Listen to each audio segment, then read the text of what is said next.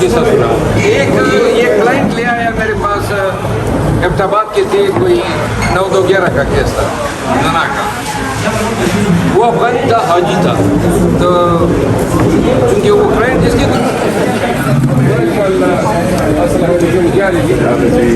माशाल्लाह से बड़ी लंबी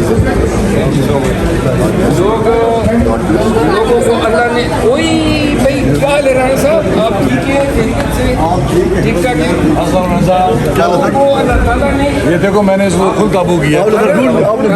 एक मिनट, ये मुझे सेहतयाबी की दुआ की, मैंने कहा अल्लाह ताला ने लोगों को एड्स से शिफा दी है,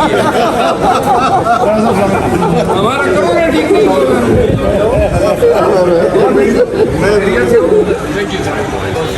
हमारी दुआएं आपके साथ, अल्लाह काम की आपने वैसे तंदुरुस्ती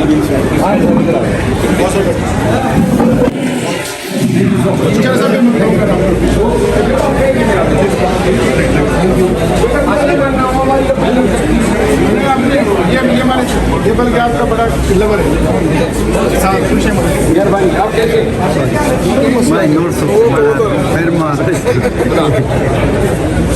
बस राजा साहब, आपने काम किया, बड़ा मजा आया कि कसम से आज पेपड़े हमारे रिफ्रेश हो गए। ये दुआन आया सर आपके पास के लिए ये बस। ये आपका क्या नाम है? दूसरे वाले सारे